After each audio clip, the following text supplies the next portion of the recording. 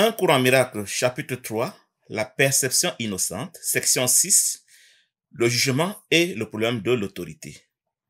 Introduction de ma part. Le jugement dernier est la fin ultime de la perception des différences. Le jugement n'est possible que quand il y a deux, donc dans le rêve. Juger, c'est être conscient des différences entre le bien et le mal, ou entre le vrai et le faux. Le jugement de l'ego distingue le bien du mal, c'est le jugement horizontal. Le jugement du Saint-Esprit distingue le vrai du faux, et c'est le jugement vertical. Chacun est seul dans son esprit avec ses créations ou les idées qu'il se fait de ses frères. Quand je juge un frère, je juge en fait une idée qui est dans mon esprit, je juge donc moi-même. La connaissance est l'opposé du jugement. La connaissance reconnaît que l'autre est moi, le jugement affirme que l'autre n'est pas moi, et c'est ce qui fait perdre la paix. Le jugement est dans l'esprit faux, la miséricorde est dans l'esprit juste et la connaissance est au ciel. Passons maintenant à la lecture, phrase par phrase, du chapitre 3, la perception innocente, section 6, le jugement et le problème de l'autorité. Paragraphe 1, phrase 1. Nous avons déjà parlé du jugement dernier, mais pas suffisamment en détail. Phrase 2. Après le jugement dernier, il n'y en aura plus. Pourquoi? Parce que le jugement n'est possible que dans le rêve. Le jugement, c'est le fait de séparer le vrai du faux. Quand le vrai aura été complètement séparé du faux dans l'esprit faux, et qu'il ne restera plus que le vrai dans l'esprit juste, et dans notre conscience, il n'y aura plus besoin de jugement et tout le monde sera au ciel. Ce sera ça le jugement dernier, quand personne ne croira plus au faux. Phrase 3. Le jugement est symbolique parce qu'au-delà de la perception, il n'y a pas de jugement. Cette phrase nous enseigne que quand le cours parle de quelque chose qui est symbolique, ça veut dire que ça se passe dans le rêve, ça se passe dans l'univers de la forme, dans l'univers des symboles. Donc le jugement n'est possible que quand on a des symboles, quand on a des formes, quand on est dans le rêve, quand on est dans la perception, parce qu'au-delà de la perception, au-delà de l'univers de la dualité, au-delà des symboles, il n'y a plus de jugement possible parce qu'au-delà dans la réalité, il n'y a qu'un seul, et quand il y a un seul, on ne peut pas juger. Phrase 4. Quand la Bible dit « Ne jugez point afin que vous ne soyez point jugés », cela signifie que si tu juges la réalité d'autrui, tu ne pourras pas éviter de juger la tienne. En vérité, nous jugeons toujours notre propre réalité, notre propre esprit, parce que tout ce que nous voyons est dans notre propre esprit, et quand nous pensons, nous activons notre propre esprit uniquement. Donc, quand je juge un frère, je juge en fait une idée qui est dans mon esprit et je juge mon propre esprit. Je voudrais ici rappeler que l'esprit peut être comparé à un échiquier de damier dans lequel chaque case représente un frère. Un frère qui a été pardonné est coloré en blanc et un frère qui n'a pas été pardonné est coloré en noir. Donc, quand je juge un frère, je colorie sa case en noir. Dans mon esprit, je retiens qu'il n'existe pas, qu'il est mort, qu'il est méchant, qu'il me manque, et du coup, c'est moi qui suis en manque. Donc, le fait de juger un frère fait que le frère se cache dans mon esprit, il se cache à ma conscience, et du coup, je ne suis plus entier, et du coup, je suis fragmenté. C'est ça, la conséquence du jugement, quand je crois juger quelqu'un d'autre. Donc, quand je juge quelqu'un, en fait, c'est ma propre réalité qui est jugée. Paragraphe 2, phrase 1. C'est le choix de juger plutôt que de connaître qui est la cause qui te fait perdre la paix. La connaissance, c'est le fait de reconnaître que l'autre est exactement le même que moi. Le terme connaissance doit toujours renvoyer à la connaissance au sens que nous le connaissons dans la Bible quand on dit qu'un homme a connu une femme, donc ils sont unis pour devenir un. Mais dans la connaissance, ils ne s'unissent pas pour devenir un, ils sont le même. Par contre, dans la perception, il faut bien que l'autre soit différent de moi, éloigné de moi, distinct de moi pour que je puisse le percevoir. Donc la connaissance est l'opposé de la perception dans un courant miracle où la connaissance signifie que nous sommes le même, tandis que la perception signifie que nous sommes deux. Donc, pour que je puisse juger, il faut qu'on soit deux. Donc le jugement va de pair avec la dualité, avec la perception. Pendant que la connaissance ne permet pas le jugement, parce que l'autre étant moi, je ne peux pas le juger au risque de me juger moi-même, ce qui est impossible. Et c'est quand je juge l'autre que je perds ma paix. Et pourquoi? Le cours va nous expliquer. Mais on peut déjà comprendre que quand on a jugé quelqu'un, on en fait un ennemi, et quand il est un ennemi, il devient une menace pour nous, et du coup, on a peur de lui, mais on va le voir par la suite. Phrase 2. Le jugement est le processus sur lequel repose la perception, mais non la connaissance. Le jugement donc est fondé sur le fait que je puisse voir ce qui n'est pas moi, donc il repose sur la perception. Chaque fois que je vois quelque chose qui n'est pas moi, j'ai jugé parce que j'ai distingué quelque chose qui est différent de moi. Le jugement, c'est le fait de séparer A de B, le fait de séparer quelque chose de moi, de croire qu'il y a autre chose que moi, parce que forcément je vais préférer l'un et rejeter l'autre. Je vais servir l'un et ne pas servir l'autre. Je vais penser que l'un est innocent et l'autre est coupable dès l'instant où j'ai vu deux. Donc le jugement est le processus sur lequel repose la perception et non pas la connaissance. Phrase 3. J'ai parlé de cela plus tôt quand j'ai mentionné concernant le caractère sélectif de la perception que l'évaluation en était l'évident préalable. Automatiquement, quand je vois ce qui n'est pas moi, automatiquement je dois l'évaluer. Est-ce bon? Est-ce mauvais? Est-ce gentil? Est-ce dangereux? Est-ce appréciable? Est-ce à rejeter? C'est systématiquement que la conscience rejette ou accepte quand elle a vu ce qui n'est pas elle-même, et c'est cela le jugement. Si nous considérons que tout ce que nous voyons représente nos frères, pour un peu extrapoler, donc le fait d'exclure un frère et d'accepter les autres fait que je suis déjà divisé, je suis fragmenté parce que j'ai jugé moi-même, je ne peux plus retourner au ciel. Donc, si nous ne faisons pas attention, nous allons juger inconsciemment les frères, et en les jugeant, c'est notre propre esprit qui est jugé, qui est fragmenté, qui est détruit, et qui compromet ainsi notre retour à l'unité parfaite avec Dieu au ciel. Parce que Dieu ne peut se marier qu'à un esprit qui est entier, un esprit qui a tous ses frères en place, un esprit qui n'a exclu aucun de ses frères, alors que nous, dans notre naturel inconscient, dans la dualité, nous sommes prompts à juger, donc à nous blesser nous-mêmes, à expulser les idées de nos frères dans notre esprit. Et c'est pour cela que notre incarnation rêvée dure depuis des millénaires, c'est pour cela que le jugement nous empêche de retourner au ciel. Phrase 4. Le jugement comporte toujours un rejet. Forcément, s'il doit choisir et rejeter. Donc, le principe de l'un ou l'autre signifie que je choisis et rejette, je juge et condamne les uns pendant que j'accepte les autres. Je considère que les uns sont innocents et que les autres sont coupables. Donc, dans le jugement, je vais toujours forcément rejeter la partie que je trouve indigne. Phrase 5. Il ne souligne jamais uniquement les aspects positifs de ce qui est jugé, que ce soit en toi ou en autrui. Donc, le jugement sépare prétendument le bien du mal. Du coup, s'il a trouvé une partie qui est bien, alors forcément l'autre est mal. Sans cela que le jugement va toujours rejeter ce qui n'est pas bien et accepter ce qui selon lui est bien. Phrase 6. Ce qui a été perçu et rejeté ou jugé et trouvé insuffisant, donc indigne, reste dans ton esprit parce que tu l'as perçu. Notre esprit inconscient est comme notre mémoire. Chaque fois que nous pensons que quelque chose est réel, la chose est gravée comme sur du cristal, sur des marbres dans notre esprit inconscient et devient une partie de notre vérité. Et quand c'est une idée fausse, cette idée fausse devra être pardonnée tôt ou tard, faute de quoi nous ne pourrons pas retourner au ciel.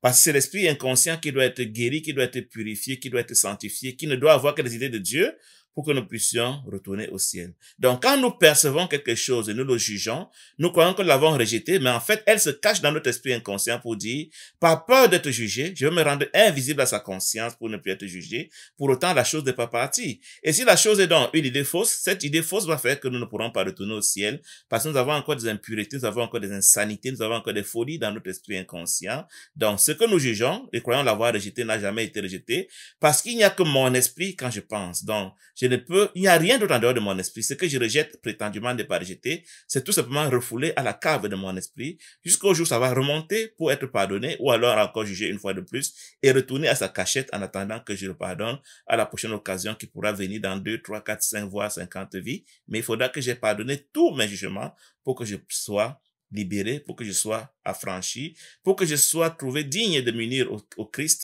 à Dieu, pour que je puisse retourner au ciel. Donc, cela va rester dans mon esprit tant que cela n'a pas été pardonné. Phrase 7.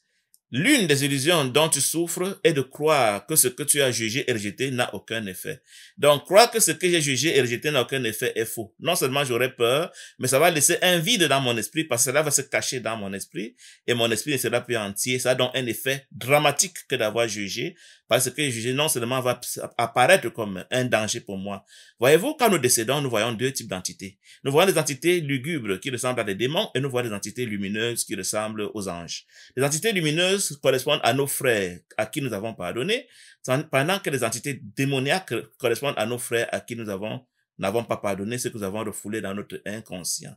Donc, tout ce dont nous faisons l'expérience quand nous décédons est dans notre inconscient. Plus nous avons pardonné, plus notre vie, entre guillemets, après la mort est agréable.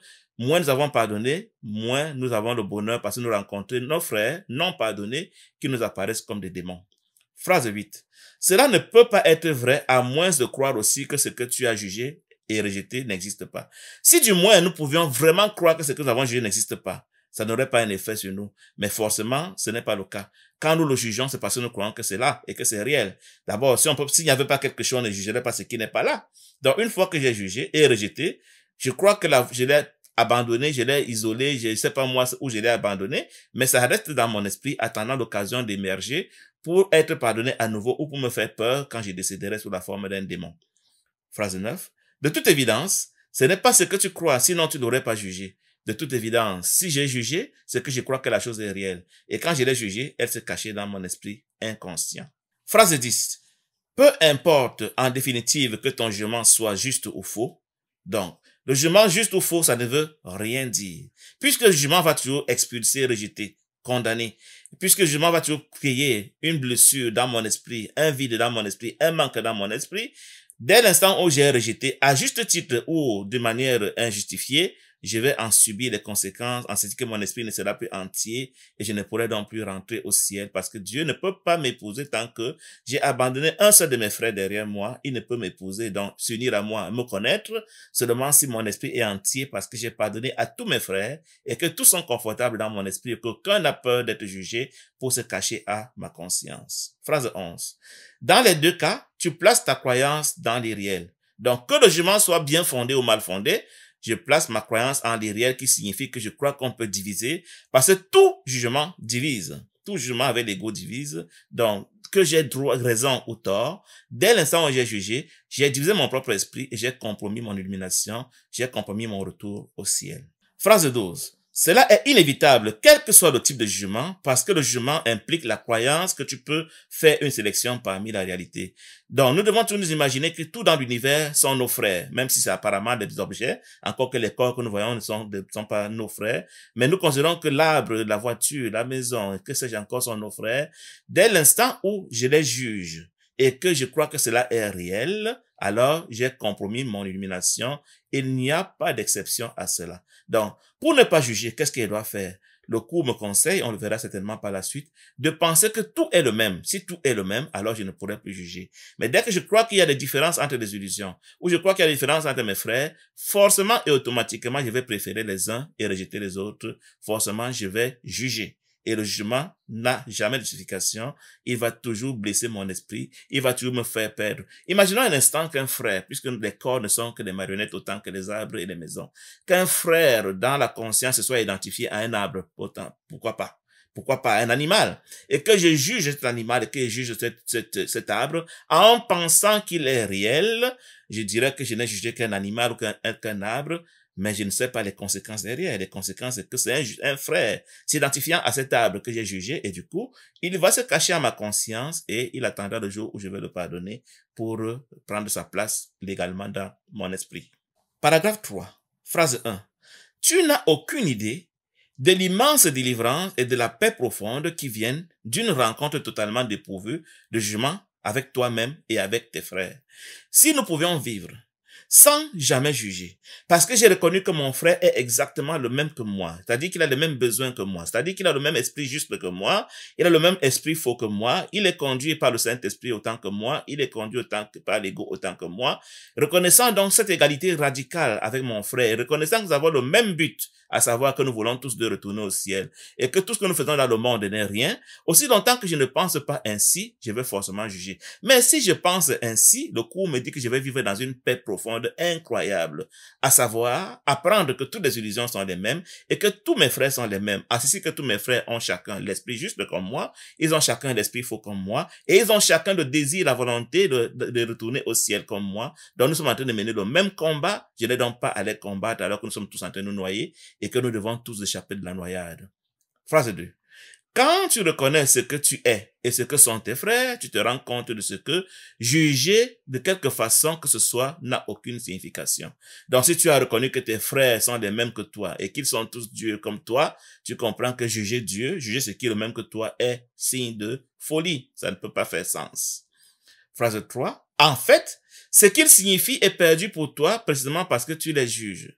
Ce qu'il signifie, c'est ce que Dieu pense d'eux. La signification d'un cours en miracle signifie toujours ce que le Saint-Esprit ou ce que Dieu pense de quelque chose, de quelqu'un. Donc, une fois que j'ai jugé mon frère, je ne peux plus reconnaître qu'il est Dieu. Parce que si j'étais conscient de ce qu'il est Dieu, je ne le jugerai jamais. Je l'ai jugé parce que non seulement je crois qu'il n'est pas Dieu, mais je crois qu'il est différent de moi. Et du coup, je ne peux plus connaître ce qu'il est réellement. Je ne peux plus savoir ce qu'il signifie aux yeux de Dieu, aux yeux du Saint-Esprit. Parce que je l'ai jugé, il se cache à ma conscience. Phrase 4. Toute incertitude vient du fait que tu te crois contraint de juger.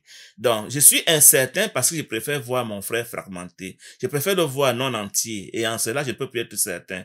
On ne peut être certain que quand on a la connaissance. On ne peut être certain que quand on est entier. Mais quand je choisis de juger, alors je divise mon frère et je divise mon propre esprit. Dès que mon propre esprit est divisé, il ne peut plus que voir partiellement. Et voyant partiellement, il ne peut plus être certain de quoi que ce soit. Parce qu'il va toujours voir mon frère 5%, 10%, 20%, en fonction de comment j'ai divisé mon esprit à propos de mon frère. Phrase 5. Tu n'as pas besoin de jugement pour organiser ta vie et tu n'en as certainement pas besoin pour t'organiser toi-même. À quoi nous sert le jugement? Pourquoi nous sentons-nous obligés de juger, de séparer, de distinguer, de classer? Pourquoi nous sentons-nous obligés de rejeter alors que c'est le plus grand poison que nous pouvons boire contre nous-mêmes, le fait de juger? Parce que je juge toujours une idée qui est dans mon propre esprit. Je juge toujours moi-même. C'est toujours mon propre esprit qui subit les conséquences de mon jugement. C'est toujours mon propre esprit qui est fragmenté. J'ai donc à me demander quel intérêt j'ai à classer, à juger, à condamner, à critiquer, à vouloir à tuer, que sais-je encore. Je suis en train de me détruire moi-même. Phrase 6. En présence de la connaissance, tout jugement est automatiquement suspendu et c'est ce processus qui permet à la reconnaissance de remplacer la perception. Dans cette petite phrase, le cours nous montre que la perception est de la dualité, mais pour passer de la perception à la connaissance qui est de l'unité parfaite, il y a une étape intermédiaire qu'on appelle la reconnaissance. Dans la reconnaissance de ce que mon frère est le même que moi, pendant que la perception m'enseigne que mon frère n'est pas le même que moi et que je peux le juger, voire le tuer, la reconnaissance me dit mon frère est le même que moi, donc je n'ai plus aucun intérêt à le juger. Et quand je l'ai reconnu, je peux donc passer à la connaissance au ciel où nous sommes un. Donc tant que je n'ai pas fait ce parcours de la perception vers la reconnaissance et de la reconnaissance vers la connaissance, je ne peux pas être illuminé, je ne peux pas retourner au ciel. Paragraphe 4, phrase 1. Tu as très peur de tout ce que tu as perçu, mais as refusé d'accepter. Tout ce que je juge va se cacher dans mon inconscient et je me mets à imaginer, à fantasmer que cela va se venger.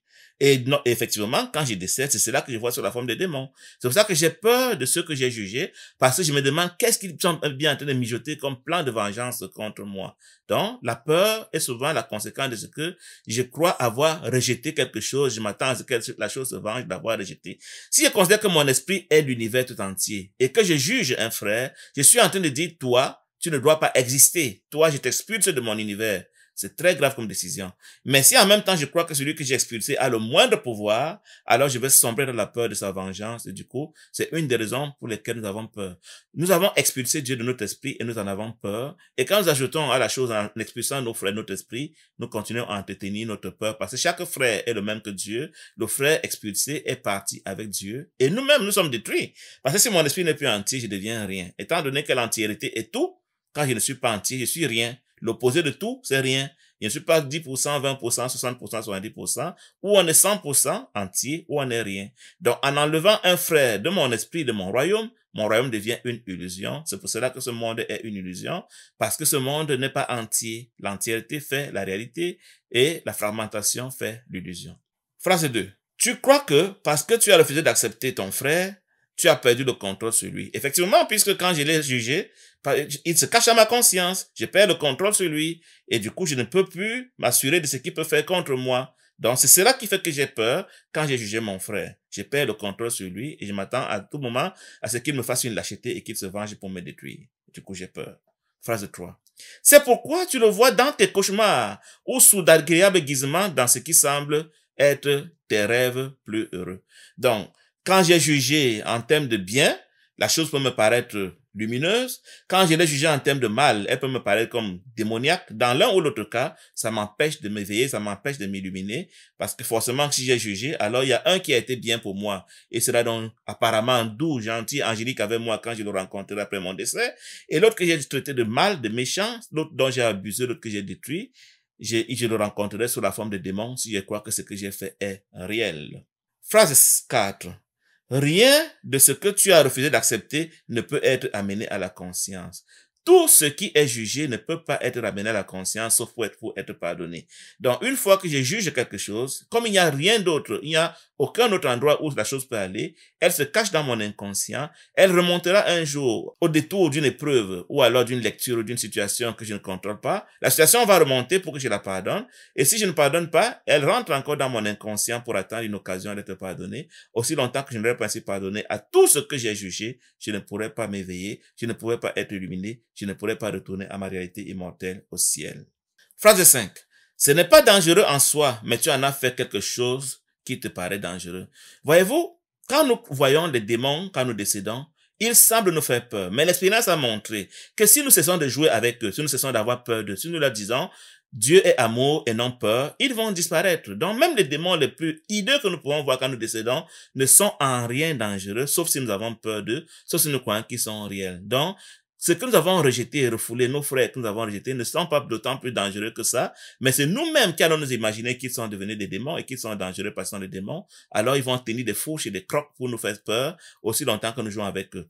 Quelqu'un témoignait qu'il était en enfer ou dans son rêve, dans sa mort, et il s'est trouvé en face des démons. Pendant que les démons tentaient de l'enfourcher, il leur a dit, écoutez, moi je suis plus intéressé à jouer, ça ne m'amuse pas. Et quand il a cessé de jouer, ils sont partis comme s'ils n'avaient jamais été là.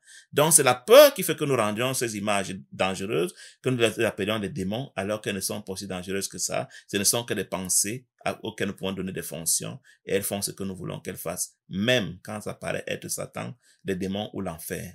Paragraphe 5, phrase 1. Quand tu es fatigué, c'est parce que tu t'es jugé capable d'être fatigué. Donc, c'est nous-mêmes qui décidons que nous sommes fatigués, mais l'esprit ne peut jamais être fatigué. C'est parce que nous croyons à la fatigue que nous pouvons nous sentir fatigués. C'est nous qui décidons de ce qui doit nous arriver. Quand nous sommes malades, c'est parce que nous croyons que nous sommes malades. En vérité, l'esprit ne change jamais. Il est toujours parfait, il est toujours innocent, il est toujours Dieu. Mais c'est nous qui pouvons nous imaginer des choses. Et c'est aussi comme ça que nous imaginons que nos frères que nous avons rejetés sont devenus dangereux pour nous. Phrase 2.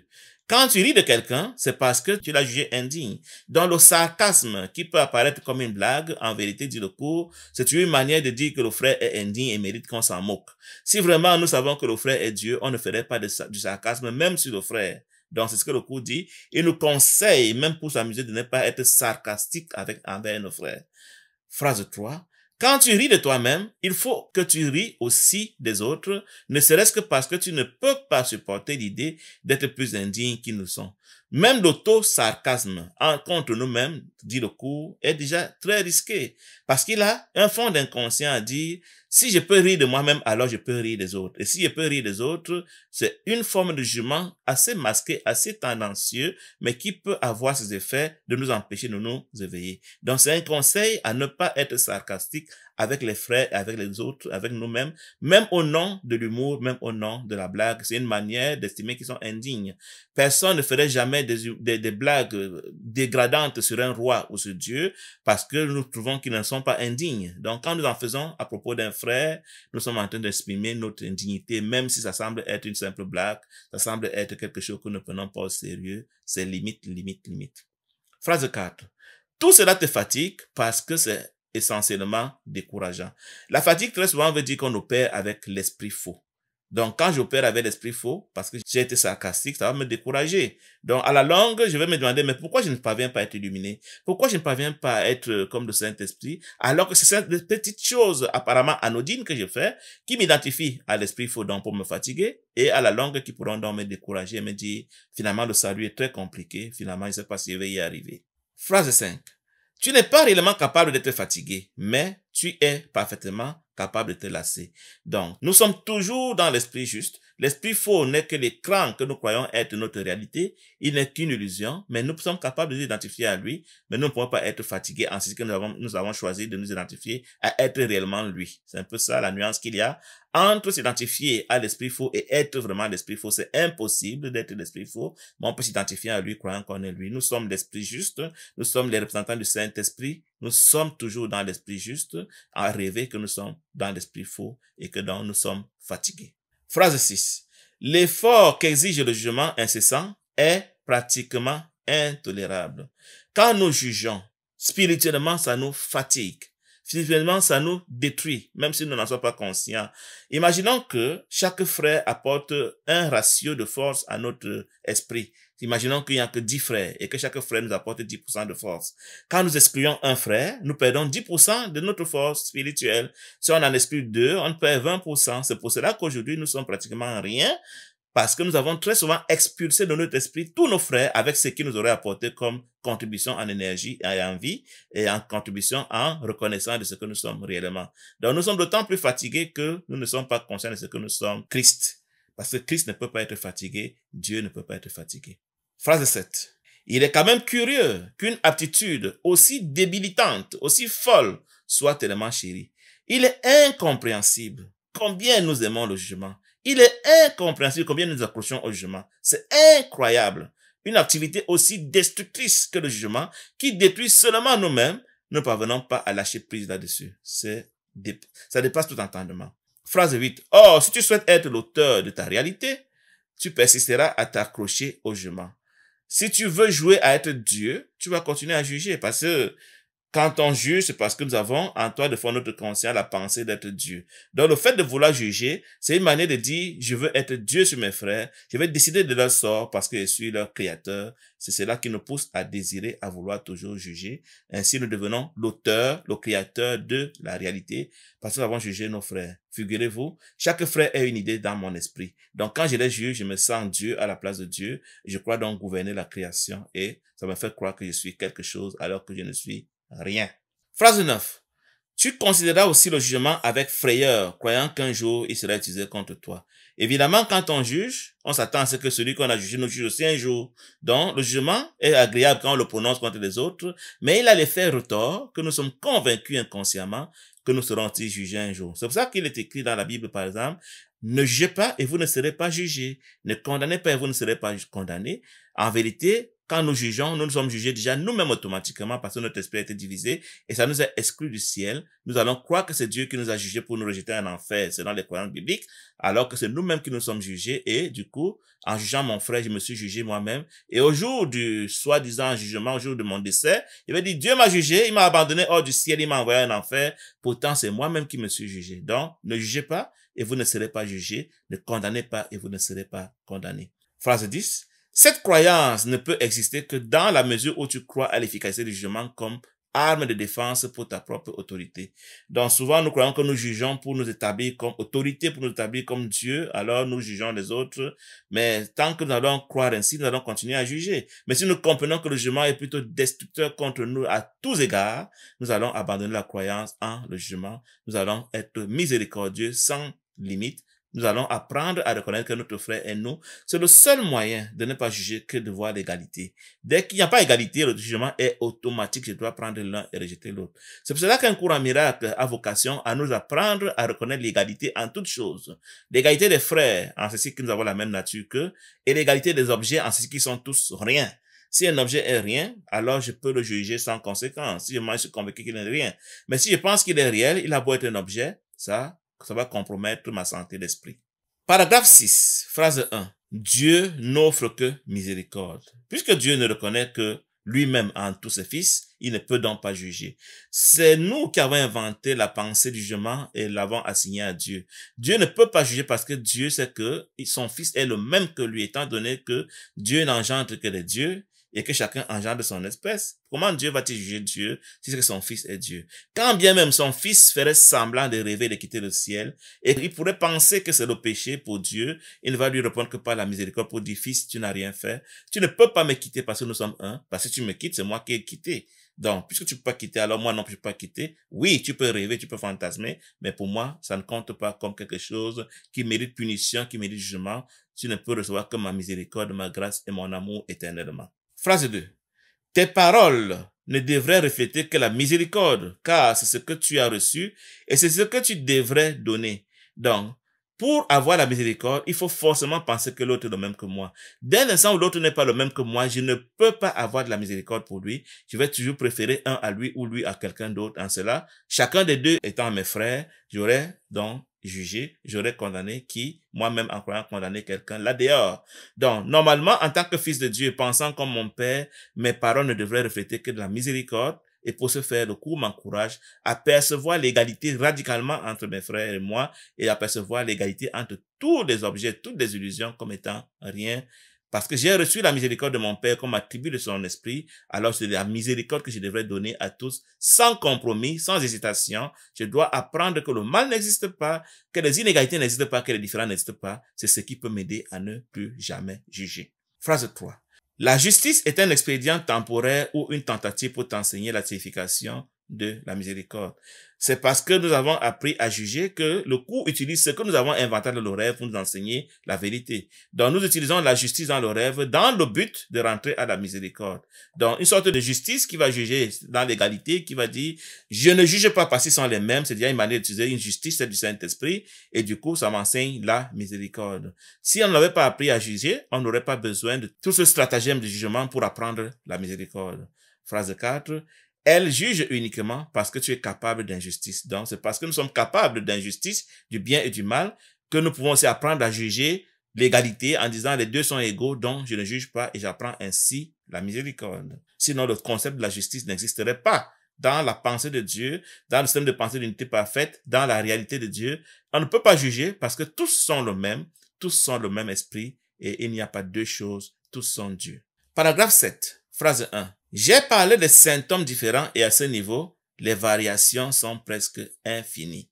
Donc, il y a plusieurs formes, plusieurs symboles, plusieurs apparemment corps et les variations sont presque infinies et la tentation de les juger en les distinguant est très grande. Phrase 2. Toutefois, il y a une seule cause pour elles toutes, le problème de l'autorité. Toutes ces choses que je vois ont une seule raison d'être, le problème de l'autorité, qui en est le créateur.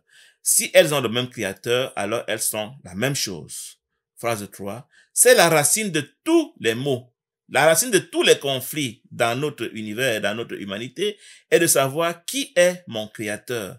Je veux être le créateur de mes frères en les jugeant, et eux aussi en retour veulent être mes créateurs en me jugeant, alors que nous avons un seul créateur qui est Dieu, qui fait que nous sommes automatiquement des frères. Donc toutes les guerres, tous les conflits sont des conflits d'autorité, des conflits de savoir qui est mon auteur, qui est mon créateur, qui peut prétendre que c'est lui qui a le pouvoir sur moi. C'est pour cela que nous jugeons, parce que nous voulons exprimer ce pouvoir que nous aurions sur nos frères, même si c'est en pensée, alors que ce pouvoir revient à Dieu seul qui est le seul créateur. Phrase 4. Chaque symptôme que fait l'ego comporte une contradiction interne parce que l'esprit est divisé.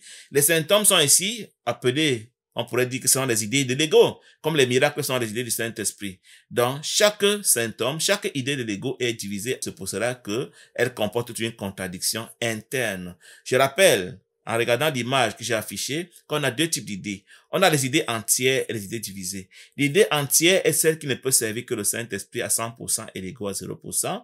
Toute idée qui peut servir l'ego à 1% est divisée et elle n'est pas réelle. Donc, une telle idée va donc être en conflit entre les intérêts de l'ego et les intérêts du Saint-Esprit. Cette idée aura des attributs qui seront tous divisés, qui auront plusieurs valeurs, et ce sera à quel attribut, quelle valeur de l'attribut va émerger pour être la réalité. Par exemple, je suis une idée, mais il y a un attribut qui a émergé pour être apparemment ce corps, et tous les autres attributs variants de moi ne sont pas visibles parce que l'attribut qui a gagné a permis qu'il soit manifesté. C'est la métaphore des spermatozoïdes quand il y a fécondation. Ils sont nombreux à émerger pour devenir un corps, mais un seul va gagner et les autres vont être détruits et ils vont mourir. Donc, nous sommes en compétition quant à quel attribut va se manifester, ce qui fait que nous n'avons pas la paix dans notre esprit. Et chaque symptôme non de l'ego est un fragment de nous, un fragment d'une idée de l'ego, parce que les idées de l'ego sont fragmentées, comme je l'ai dit, entre 1% et 99%, alors que les idées du Saint-Esprit ont toujours 100% du Saint-Esprit et 0% de l'ego. Phrase 5. Cette position intenable est le résultat du problème de l'autorité qui, parce qu'il accepte comme prémisse la seule pensée inconcevable, ne peut produire que des idées qui sont inconcevables. Une idée est comparable à la lumière. Et d'ailleurs, la seule idée réelle est le pur esprit. Elle est illimitée, elle est parfaite, elle est indivisible. Donc, quand je pense qu'une idée peut servir deux maîtres à la fois, l'ego et le Saint-Esprit, ça veut dire que je pense que l'idée est divisée. Et c'est une position intenable parce que les deux parties seront donc en conflit et le résultat est toujours ce qui cause le problème de l'autorité. parce qu'il accepte comme prémisse le fait que l'idée peut être divisée entre deux maîtres. Nul ne peut servir deux maîtres. Si je crois que mon idée peut servir deux maîtres, elle est divisée. Quand elle est divisée, elle est en conflit. Et quand elle est en conflit, elle va me faire perdre la paix. Donc, c'est comme ça que j'ai inventé les idées divisées, parce que j'ai pensé qu'une idée peut servir deux maîtres. C'est ainsi que l'irréalité, le rêve a été inventé. Le rêve est fondé sur le concept de la réalité de l'idée divisée, alors que la réalité en elle-même n'est fondée que sur le pur esprit qui est l'idée qui ne peut jamais être divisée. Donc, la position d'avoir l'idée divisée est le résultat du problème de l'autorité, le fait d'avoir deux autorités auxquelles je veux me soumettre en même temps, l'ego et le Saint-Esprit. Paragraphe 8, phrase 1. Le problème de l'autorité est en fait une question de titre d'auteur. Donc, c'est de savoir qui est mon créateur. C'est la question qui se pose toujours. L'idée étant divisée, servant le Saint-Esprit et l'ego, chacune des parties va se demander qui est mon auteur, qui est mon créateur, et les deux vont être en conflit. Une va vouloir servir le Saint-Esprit, ça va de soi, et l'autre va vouloir servir l'ego. Les deux intérêts étant opposés et conflictuels, ça produit le manque de paix dans mon esprit. Et la division d'une idée reflète tout simplement la division de mon propre esprit, qui est aussi toujours ainsi tiraillé entre les pensées de Dieu et les pensées de l'ego. Phrase 2. Quand tu as un problème avec l'autorité, c'est toujours parce que tu crois que tu es l'auteur de toi-même et que tu projettes sur les autres ton propre délire. Donc, résister à l'autorité, c'est toujours de croire que je suis moi-même l'auteur de moi-même, parce qu'en vérité, mon auteur, c'est Dieu, mon créateur, c'est Dieu. J'ai quitté le ciel pour être mon propre créateur, pour être un créateur incréé. La conscience, c'est ce que je crois avoir créé pour être moi, et elle est comme un caméléon qui peut s'identifier à n'importe quoi pour devenir cela. Donc, c'est en cela que je crois que je suis mon propre auteur, je crois que je suis mon propre créateur. Chaque fois donc que j'ai des problèmes avec l'autorité, c'est un signe que je crois que je suis Dieu, en dehors de Dieu, et que je n'accepte pas une autorité au-dessus de moi, même pas mon créateur. C'est un vrai délire. Phrase 3. Alors tu perçois la situation comme si les autres se battent littéralement avec toi pour être ton auteur. Donc, si je perçois que dans toute relation avec mes frères, ils veulent être mon Dieu, c'est un signe que je crois que moi, je suis Dieu et que je ne veux pas que quelqu'un prenne mon pouvoir. Il devient donc un danger contre mon pouvoir duquel je me méfie et que je dois combattre avec acharnement pour ne jamais perdre mon fauteuil, mon trône de Dieu sur mon esprit. Phrase 4. C'est l'erreur fondamentale que font tous ceux qui croient avoir usurpé le pouvoir de Dieu. Donc, je suis ici parce que je crois avoir usurpé le pouvoir de Dieu d'être créateur incréé. Dieu est le seul créateur incréé. Son fils n'est pas créateur incréé. Son fils est créé par le Père. Mais parce que je voulais être créateur incréé, j'ai choisi de quitter donc Dieu pour aller inventer une identité de moi qu'on appelle la conscience et qui n'a pas de créateur reconnu. Et du coup, je deviens créateur incréé. C'est une erreur fondamentale. C'est celle que j'ai faite pour me retrouver dans le rêve. Je crois ainsi avoir usurpé le pouvoir de Dieu d'être créateur incréé. Phrase 5.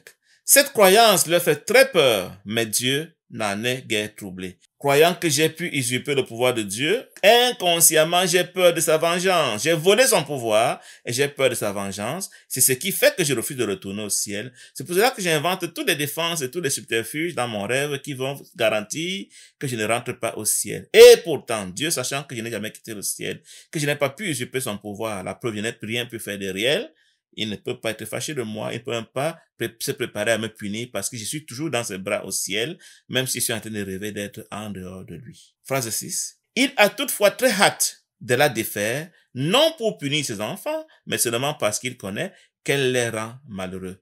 Donc, pendant que je suis dans les bras de mon Père au ciel, je suis en train de faire des cauchemars, je suis en train de crier de peur, à voir les démons que je vois, les monstres, la souffrance que j'endure, Dieu me tient toujours dans ses mains tendrement, mais il ne me dérange pas dans mon rêve, sachant que je ne cours aucun danger. Mais son désir le plus grand, c'est que, entendant sa voix dans mon rêve, que j'accepte de me réveiller. Et c'est ce qu'il essaie de faire par le Saint-Esprit, qui est la voix pour Dieu, qui demande mon accord avant de pouvoir me réveiller.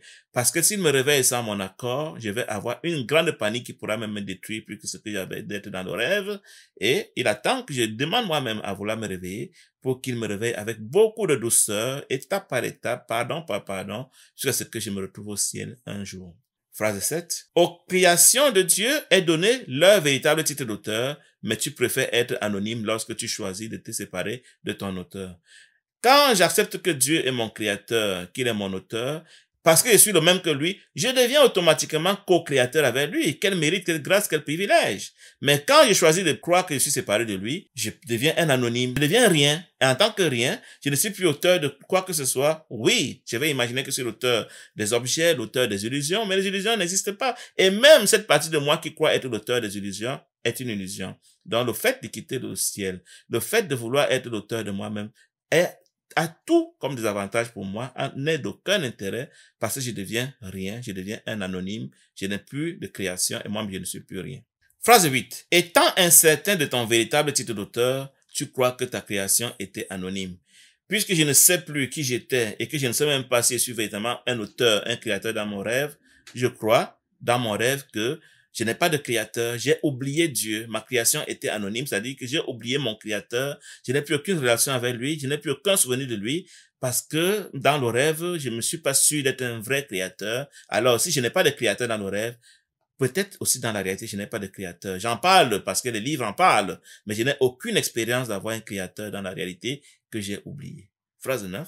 Cela te laisse dans une position où il semble signifiant de croire que tu t'es créé toi-même.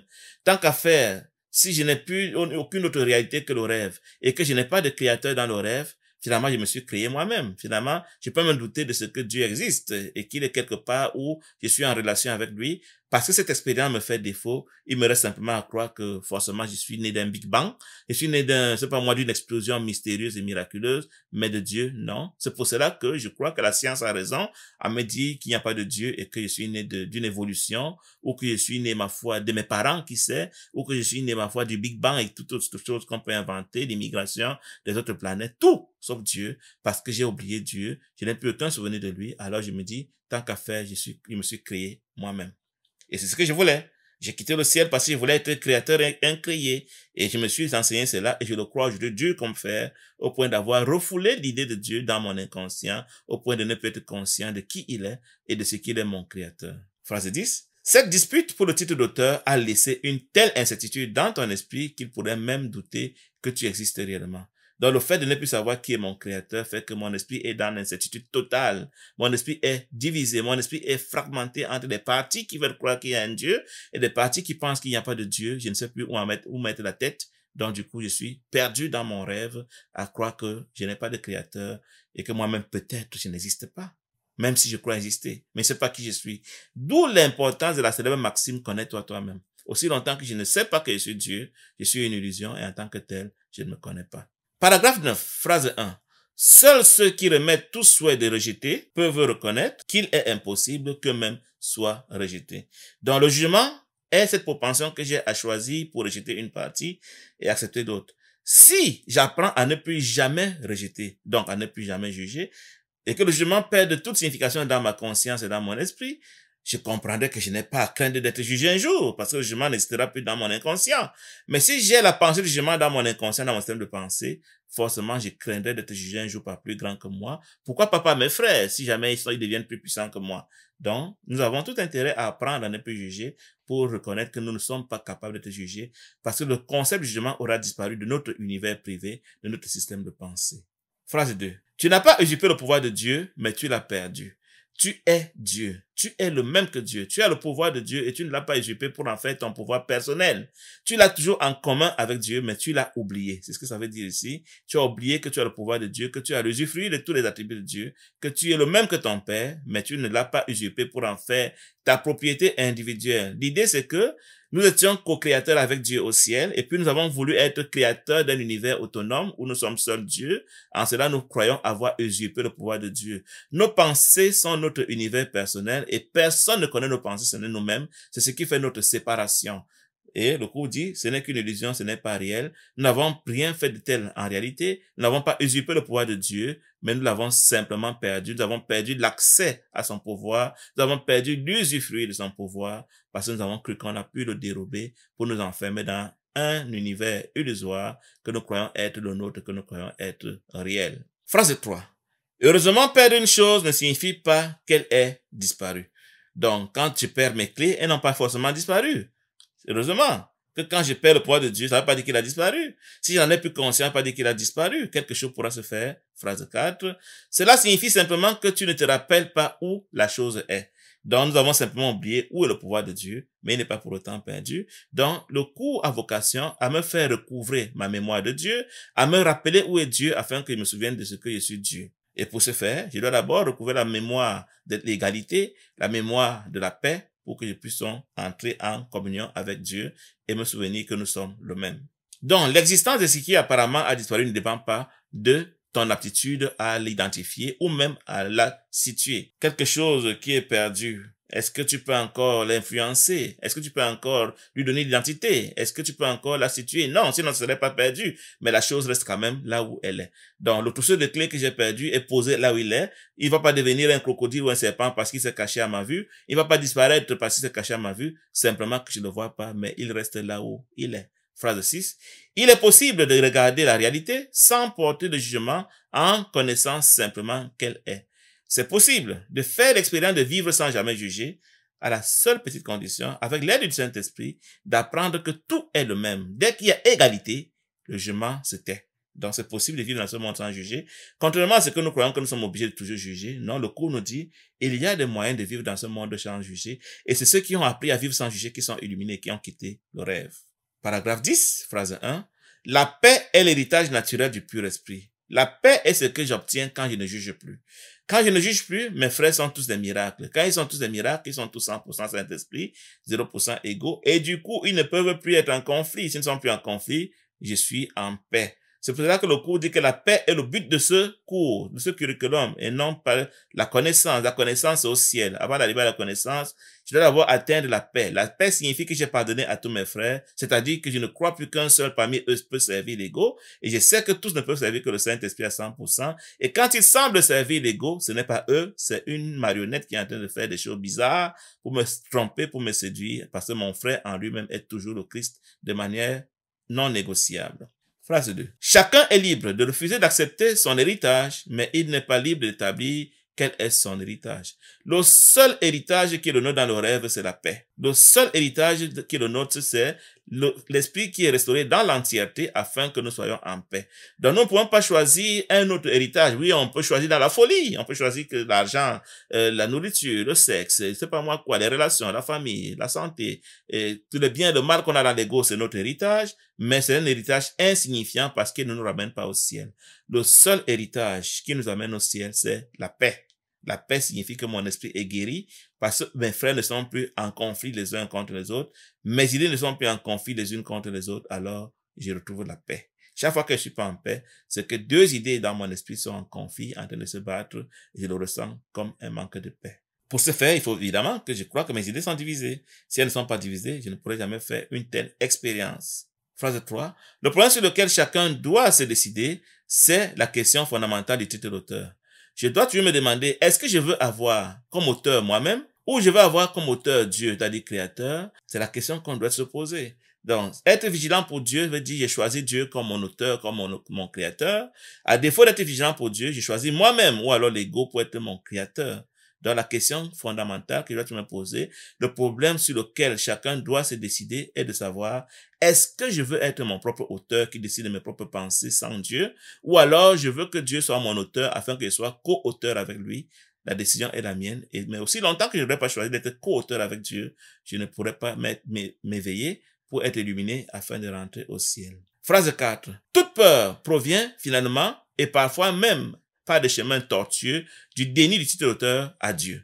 Donc, quand je refuse d'être co-auteur avec Dieu, co-créateur avec Dieu, je deviens donc mon propre créateur, l'ego devient mon créateur, il me donne une identité, et cette identité ne sera pas Christ, elle sera attaque, elle sera culpabilité, et du coup, je perds la paix. Donc, toute peur vient de ce que j'ai refusé d'être co-créateur, co-auteur de moi-même avec Dieu. J'ai préféré l'être seul, ou du moins avec l'ego, et du coup, j'aurais forcément peur parce que j'aurais fabriqué les idées divisées et parce que je penserais que Dieu va me punir tôt ou tard pour avoir renoncé à son titre d'auteur et préféré celui de l'ego en collaboration avec moi.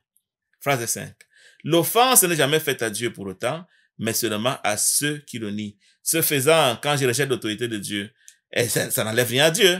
C'est à moi que ça enlève dans la croyance, même si ce n'est pas réel. Donc ce n'est pas Dieu qui est blessé, ce n'est pas Dieu qui perd. Quand je nie mon titre d'auteur, c'est toujours à moi-même. Phrase 6.